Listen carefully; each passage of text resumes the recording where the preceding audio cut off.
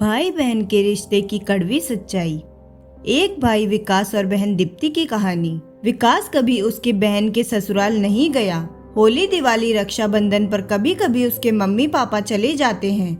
एक दिन विकास की पत्नी ने उससे कहा, आपकी बहन जब भी आती है उसके बच्चे घर के हाल बिगाड़ कर रख देते हैं, खर्च डबल हो जाता है और तुम्हारी माँ हमसे छुप छुपा कर कभी उसको साबुन की पेटी देती है, कभी कपड़े और कभी कभी तो चावल का थैला भर देती है।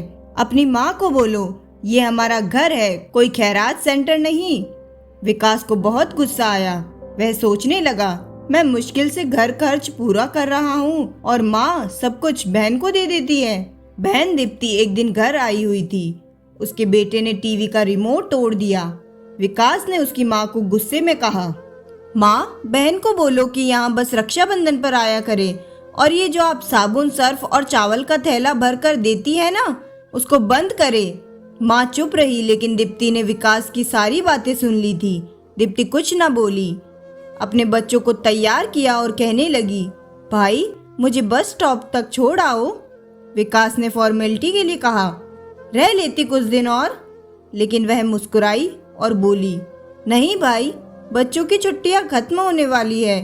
फिर कुछ दिनों बाद विकास और उसके छोटे भाई, दोनों भाइयों में जमीन का बंटवारा हो रहा था, तो विकास ने साफ इनकार किया, भाई मैं अपनी जमीन से बहन को हिस्सा नहीं दूंगा। दीप्ति सामने बैठी थी, वह खामोश थी, कुछ ना बोली। माँ ने कहा, बेटी का भी हक होता है। लेकिन विकास ने गुस्से से कहा, कुछ भी हो जाए मैं बहन को हिस्सा नहीं दूंगा। उसके बाद विकास की पत्नी भी दीप्ति को बुरा भला कहने लगी। वह बेचारी खामोश बैठी रही। कुछ दिनों बाद विकास अलग हो गया। विकास के बड़े बेटे को टीवी हो गई। विकास के पास उसका इलाज करवाने के पैसे नहीं थे। वह बहुत परेशान था। उसकी नौकरी भी चली गई थी। 1 लाख रुपया कर्ज भी ले लिया था। विकास बहुत परेशान था। कमरे में अकेला बैठा अपने हालात पर रो रहा था। उस वक्त दीप्ति घर आ गई। विकास ने गुस्से से बोला, अभी आ गई मनूस कही की।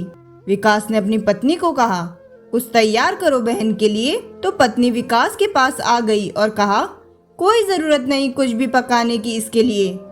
फिर 1 घंटे बाद दीप्ति विकास के पास गई और कहा, भाई परेशान हो? दीप्ति ने विकास के सर पर हाथ फेरा और कहा, बड़ी बहन हूँ तुम्हारी, अब देखो मुझसे भी कितने बड़े लगते हो। फिर वह विकास के करीब हुई और अपने पर्स से सोने के कंगन निकाले और विकास के हाथ में रख दिए। फिर धीरे से बोली, पागल, तू ऐसे ही परेशान होता है, ये कंगन बेचकर बेटे का इलाज करवा।